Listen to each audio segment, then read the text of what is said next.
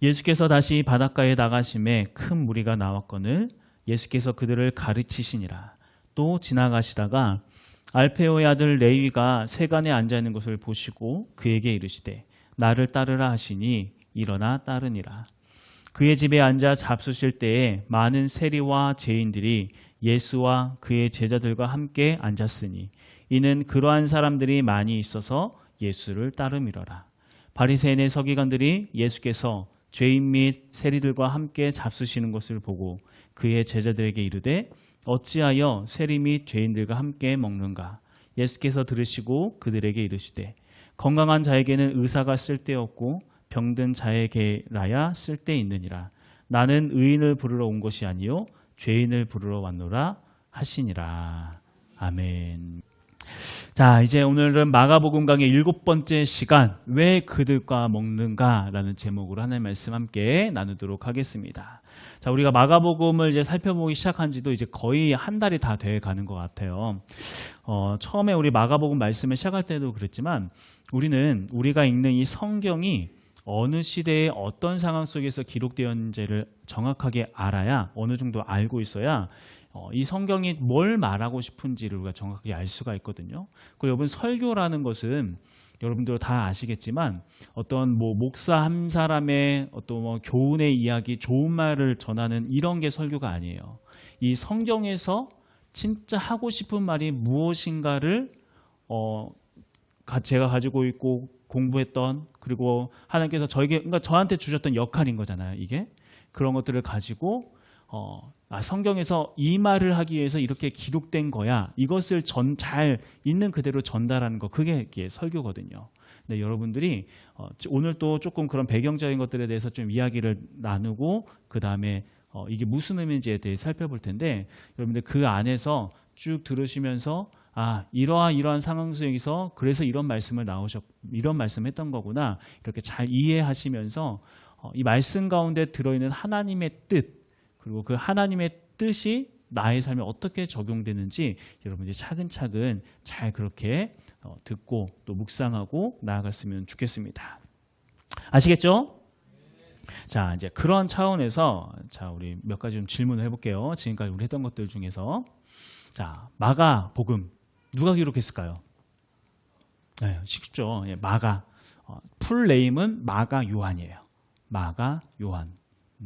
풀네임으로 마가 요한이고, 자, 마가복음을 마가가 기록했는데 이 마가복음을 기록하게 된 배경은 로마 정부에 의한 기독교인들을 향한 이 박해라고 이야기를 했었어요. 자, 그런데 이 박해가 시작되어지는 어떤 계기가 되는 사건이 하나 있다고 했었습니다. 어떤 사건이 있는지 기억나시나요? AD 64년에 일어났던 로마시의 대화재 사건. 그리고 그때 황제는 네로 황제였다고 했어요. 네로 황제. 그러니까 공식적으로 로마시에서 공식적으로 기독교인을 박해했던 그 황제가 그러니까 그냥 크게 봤을 때는 2명이고, 그 중에 한 명이 네로 황제고 그 중에 또 한 명이 도미티아누스 황제라고 한 사람이거든요. 그 외에 이게 사사로이 이게 핍박은 계속해서 있었지만 이 정도로 그냥 배경 지식을 여러분 알고 있으면 좋을 것 같고, 자, 이게 네로 황제는 대화재가 일어나고 그로 인해서 밀란이 일어나려고 하자, 자기를 향해서 이제 막 반격이 막 일어나려고 하자 거기에 대한 희생양을 세우기로 했어요. 그래서 그 희생양으로 지목했던 사람들이 바로 그리스도인들이라고 했었습니다. 그래서 희생양으로 지목된 그리스도인들은 로마 정부로부터 엄청난 끔찍한 박해를 이제 받게 되었습니다. 질문은 더 이상 하지 않을게요. 여러분 긴장 푸시고. 자, 그렇게 박해가 시작되었을 때 수많은 그리스도인들이 모두가 다 용사처럼 이 박해를 잘 견뎌나갈 수 있었으면 좋았겠지만, 생각보다 많은 이들이 이 로마의 박해 앞에서 믿음을 저버리고 예수님을 부인하고 그렇게 변절하는 일들이 속속히 일어나기 시작을 했어요. 자, 그런데 그렇게 박해 앞에서 두려움 때문에, 그 고통 때문에 나는 예수님 믿지 않아요 라고 하면서 예수님을 부인하긴 했지만, 자, 그렇게 믿음을 부인했던 사람들 과연 마음이 편했을까요? 그러지만은 않았을 거예요. 물론 예수님을 믿는다고 하면서 그냥 믿는다고 착각만 했던 사람들, 막 이런 사람들 있잖아요. 예수님 때문에 나 진짜 큰일 날 뻔했네. 고생할 뻔했네. 예수님 믿는다고 나 박해당할 뻔했네. 그래도 예수님 안 믿는다고 하니까 그냥 박해 안 하고 통과시켜 주니까 너무나도 다행이다. 이러한 마음을 가지고 있는 사람들, 그냥 예수님을 믿는 척만 했던 사람들은 아무런 타격감 없이 그냥 넘어갈 수 있었겠지만, 정말 하나님의 은혜를 경험하고 예수 그리스도의 십자가의 사랑을 깨닫고 거기에 대한 믿음을 가졌던 사람이라고 하면은, 자기가 그렇게 믿음을 지키지 못한 것으로 인하여서 그 두려움 앞에 굴복하고 권력 앞에 타협해버린 자기의 그 모습을 보면서 괴로워하고 후회하고 자책할 수밖에 없다라고 하는 거예요. 자, 이제 오늘 우리가 살펴보게 될 이 말씀은 특별히 이제 그런 사람들, 로마의 박해 앞에서, 세상의 위협 앞에서 자기의 믿음을 온전히 지키지 못하고 굴복해버리고 타협해버렸던 그 사람들을 향한 하나님의 마음, 하나님께서 그들을 향해서 어떤 마음을 품고 있는지에 대해서 이제 오늘 말씀 가운데 이야기하고 있습니다. 자, 이제 말씀을 같이 볼게요. 13절 말씀입니다. 13절 말씀 한번 읽어봅시다. 자, 같이. 자, 시작.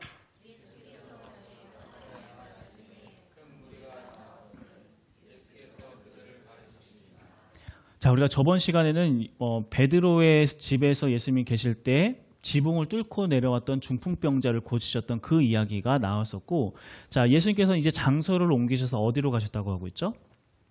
바닷가로 가셨다고 하고 있어요. 바닷가. 그런데 자, 13절에서 다시 좀 보면은 바닷가 앞에 한 단어가 붙어 있어요.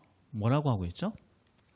다시라고 하고 있어요. 다시라고 하는 말은 지금 예수님께서 바닷가를 처음 나오신 게 아니라고 하는 거잖아요. 자, 그러면 그 전에 언제 예수님께서 나오셨는가? 자, 1장 16절 말씀 한번 찾아봅시다. 마가복음 1장 16절. 자, 같이 한번 읽어볼까요? 1장 16절. 시작.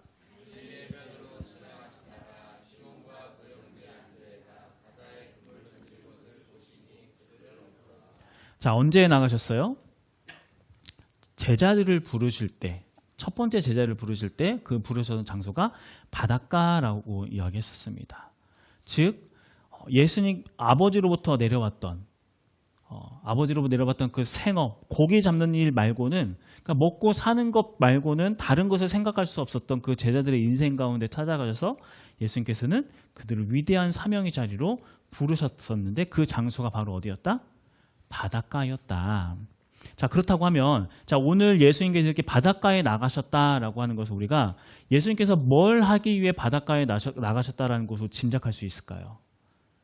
앞에서와 같이 마찬가지로 제자를 부르시기 위해서 나가셨다라는 것을 우리가 짐작할 수 있습니다. 자, 그런데 이번에 제자를 부르실 때는 조금 앞에와는 좀 상황이 달랐어요.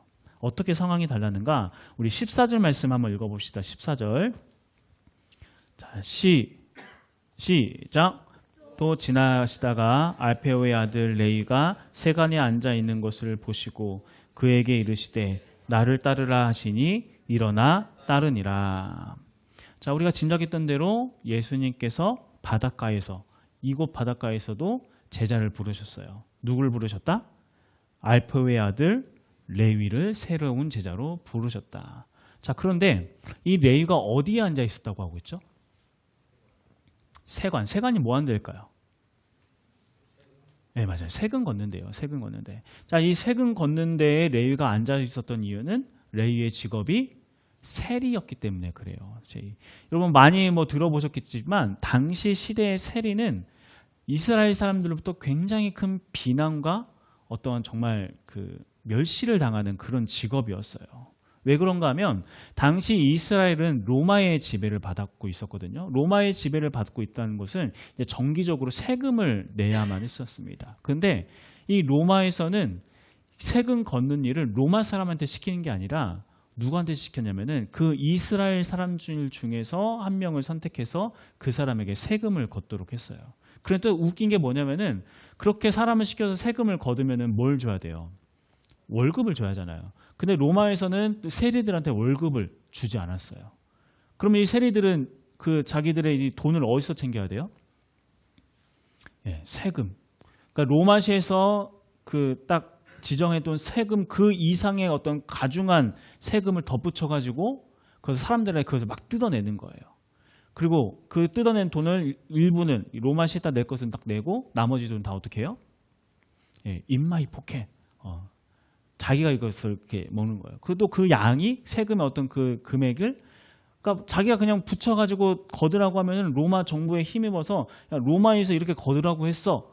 그러니까 사람들은 꼼짝없이 돈을 낼 수밖에 없으니까 과중하는 어떤 그 세금의 양이 작지 않았다라고 하는 거죠. 그걸로 인해서 이제 엄청난 부를 이렇게 취하게 되었었고 그러다 보니까 그러니까 이렇게 생각하면 조금 더 현실감이 있을 것 같아요. 우리나라 일제 강점기에 친일파 같은 존재들, 일본을 등에 엎어서 자기 민족의 고열을 짜내서 자기 이득을 취했던 그런 친일파 같은 존재들이 바로 세리였다라고 했다는 거죠. 그러니까 사람들의 인식에서 얼마나 이 세리가 정말 좋지 않았겠어요. 멸시의 대상이자 정말 경멸의 대상이었다라고 하는 거예요. 자, 그런데 예수님께서는 그런 세리 중에 한 명이었던 레위를 제자로 부르셨다라고 하는 거예요. 그런데 우리가 또 여기서 한 가지, 우리가 방금 읽었던 이 14절 말씀에서 우리가 또 주목해야 할 게 한 가지 있습니다. 자, 마가복음에서 예수님께서 부르신 세리의 이름이 뭐라고요? 레위라고 하고 있잖아요. 레위. 자, 그런데 우리 한 말씀을 좀 찾아볼게요. 우리 마태복음 말씀을 한번 가봅시다. 마태복음 9장 9절 말씀이에요.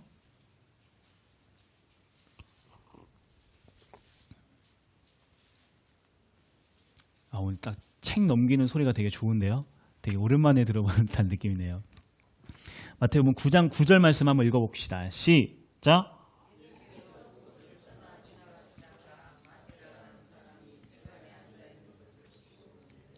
나를 따르라 하시니 일어나 따르니라. 자, 다시 마가복음으로 돌아와서 자, 방금 읽었던 마태복음 말씀하고 오늘 본문 말씀은 신학적인 용어로는 평행복음이라고 해서 평행본문이라고 해서 같은 이야기를 같은 장면에 대해서 이야기를 하고 있는 거거든요.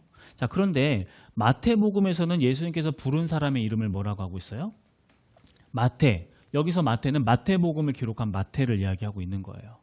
그리고 누가복음도 찾아보면은 동일한 장면에서 또 이름을 뭐라고 하냐면은 마태라고 하고 있어요. 그런데 유독 마가복음에서만 뭐라고 불렀어요? 레위라고 불렀다고 하는 거예요. 왜 이름이 다를까요? 사람은 같은데 이름은 달라요. 뭐 이유는 간단해요. 마태는 그러니까 마태의 히브리식 이름이 레위였어요.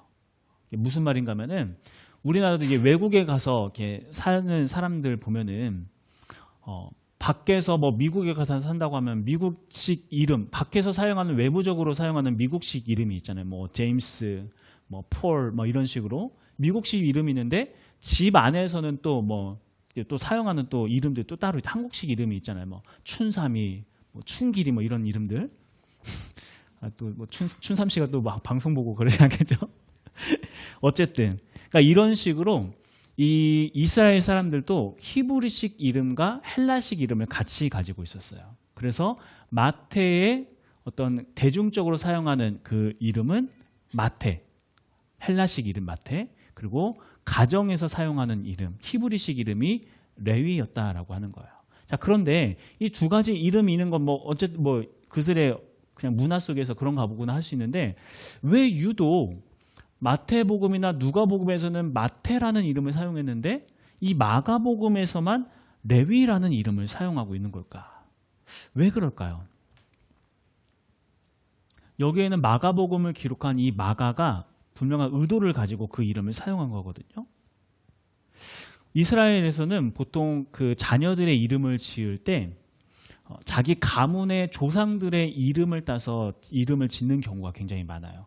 그러니까 할아버지의 이름을 손자 이름으로 짓고 뭐 증조 할아버지의 이름을 자녀의 이름으로 짓고 그게 그들의 이름을 짓는 그들의 방법이자 문화였어요. 자, 그렇다라고 하는 건 이 마태가 레위라는 이름을 가졌다라고 하는 것은 이 마태는 어느 지파에 속한 사람이라는 것을 의미하는 걸까요? 네, 레위 지파의 사람, 그러니까 그들의 조상에서 이름을 땄으니까 레위 지파 사람이라는 것을 우리가 짐작을 할 수 있어요. 그리고 이 레위 지파는 이스라엘의 12지파 중에서도 좀 더 특별한 지파였어요. 조금 더 역사를 좀 거슬러 올려서 여러분 지루하지 않으시죠? 재밌죠? 예. 아직까지는 다 집중 잘하고 계시는 것 같아요. 자, 조금 시간을 거슬러 올라가서 이스라엘 사람들이 출애굽을 한 후에 이제 시내산에 딱 머물러 있을 때 모세는 시내산 위로 올라가서 율법을 하나님을 대면하고 율법을 받기 위해 시내산에 딱 올라갔어요.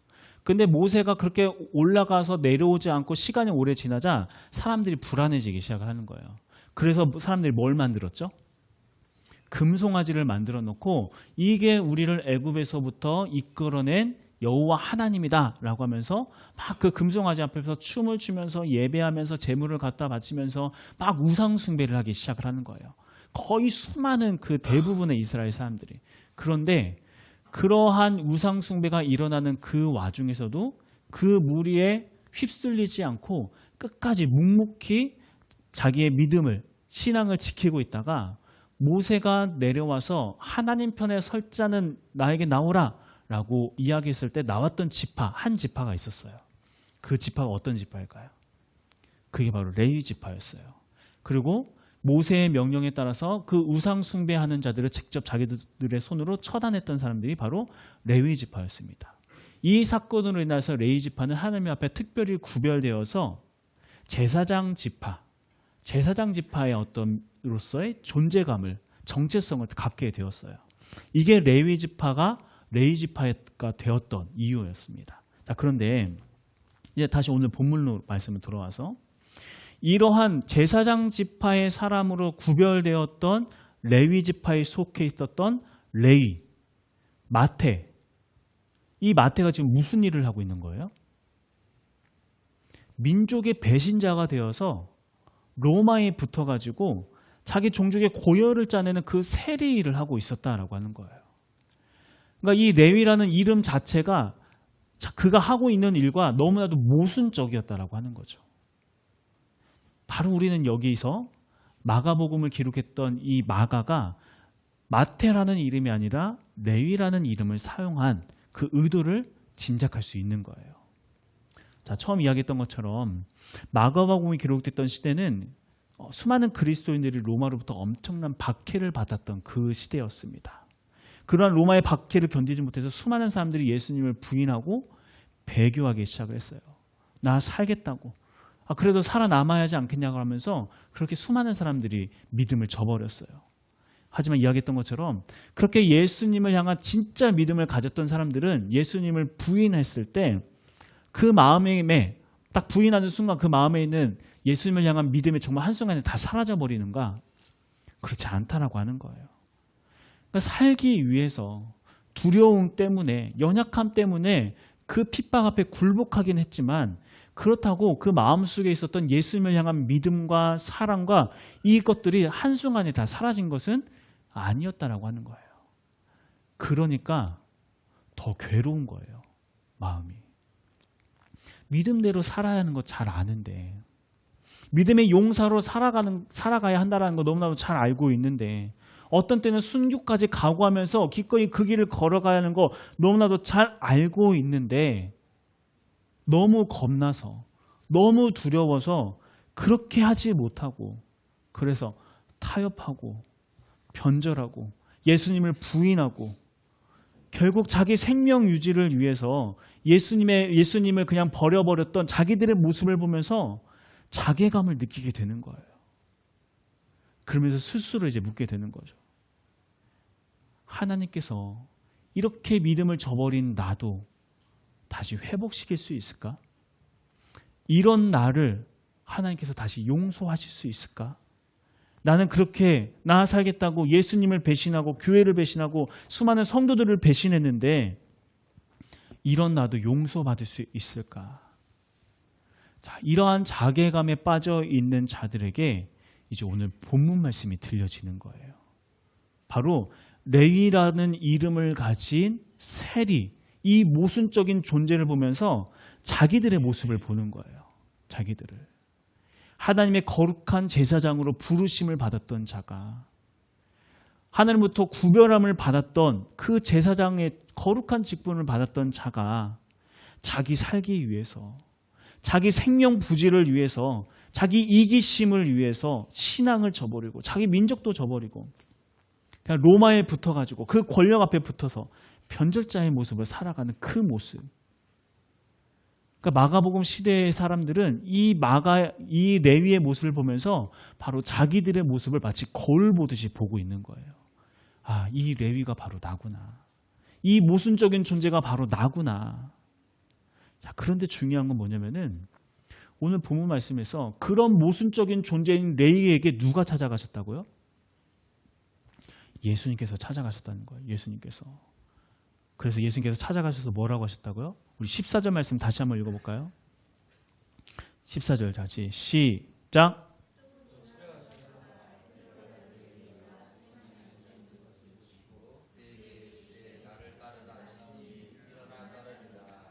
나를 따르라 하시니.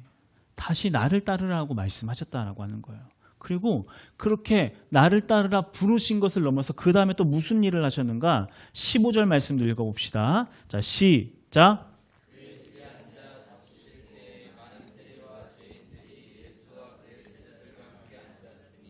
이는 그러한 사람들이 많이 있어서 예수를 따름이러라. 아멘.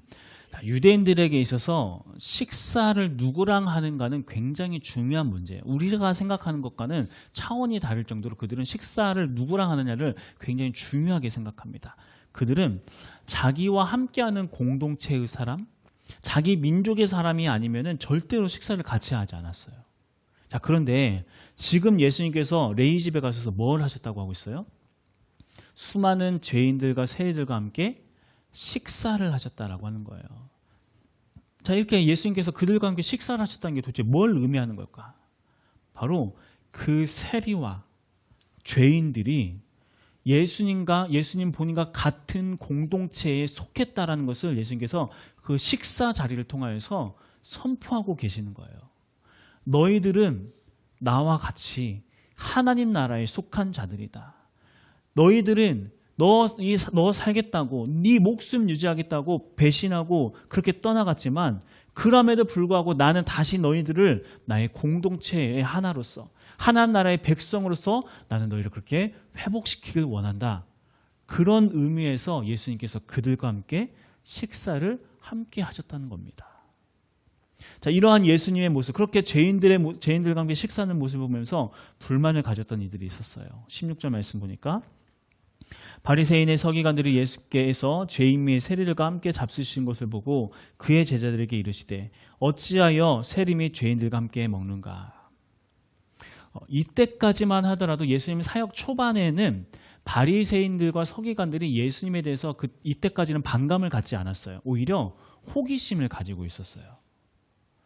그러니까 왜 그런가 하면은 예수님께서 전하시는 말씀이 그냥 하나님의 말씀을 전하기 시작을 하고 또 그 가운데 어떤 능력을 발휘하기 시작하고 그러니까 자기들과 동일한 랍비 중에 하나인가 보구나 라고 생각을 했다라고 하는 거예요.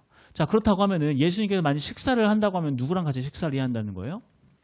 바리새인, 자기들과 같이 식사를 해야 한다고 생각했는데 자기들이 그렇게 경멸하고 있는 죄인과 세리들과 식사를 하고 있으니 이들이 반감이 생길 수밖에 없게 되는 거죠. 자, 그러한 바리새인과 서기관들의 마음을 살펴보셨던 예수님께서 이제 중요한 말씀을 하십니다. 17절 말씀 읽어보겠습니다. 시작. 예수께서 들으시고 그들에게 이르시되 건강한 자에게는 의사가 쓸데없고 병든 자에게야 쓸데있느니라. 나는 의인을 부르러 온 것이 아니요 죄인을 부르러 왔노라 하시니라. 아멘. 예수님께서는 본인이 이 땅에 오신 이유를 명확하게 말씀하고 계세요.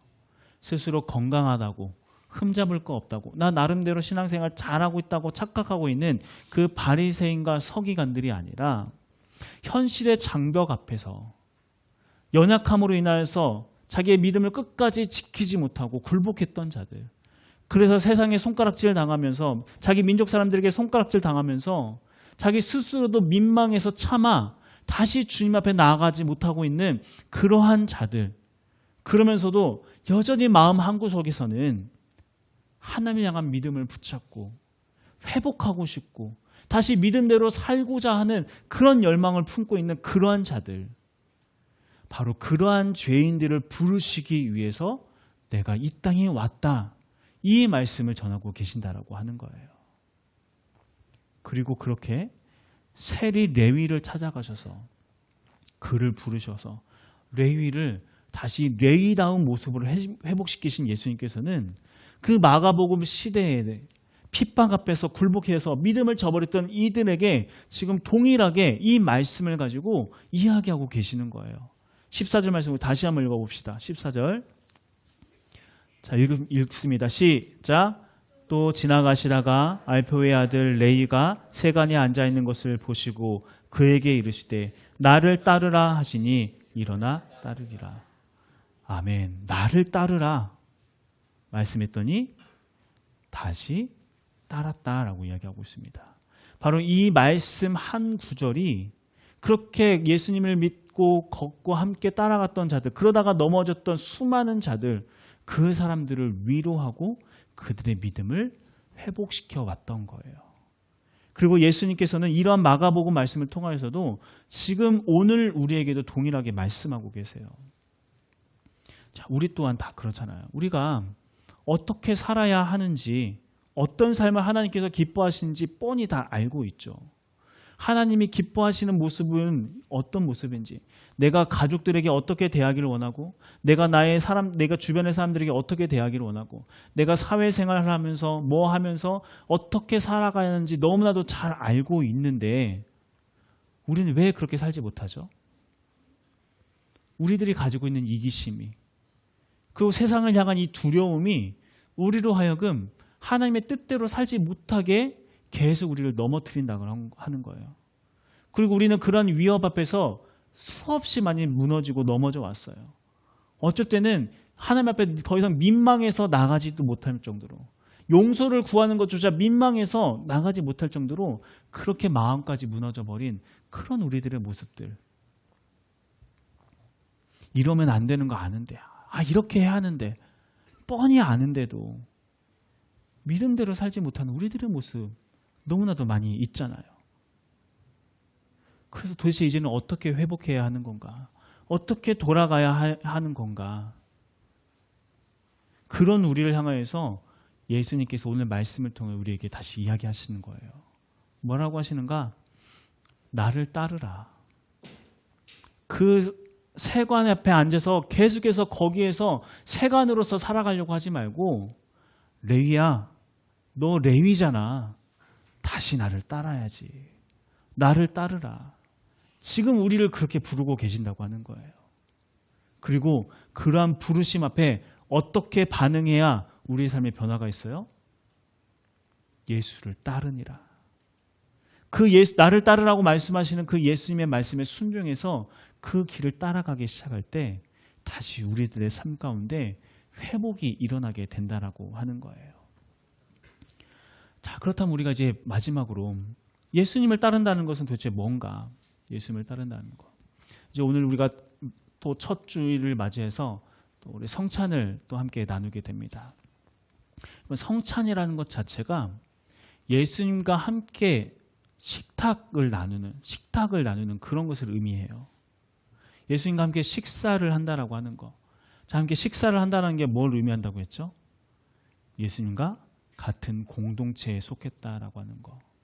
같은 공동체에 속했다라고 하는 것은 같은 목적을 가지고 살아가기 시작했다라고 하는 거예요. 같은 목적. 예수님이 가지고 계신 목적이라는 것이 무엇일까요? 예수님께서 그 성찬의 자리에서 하셨던 것이 무엇이에요? 떡을 떼면서 이것이 나의 살이다. 너희가 이것을 받아 먹어라. 그리고 이것을 먹으면서 너희도 나처럼 살기 원해.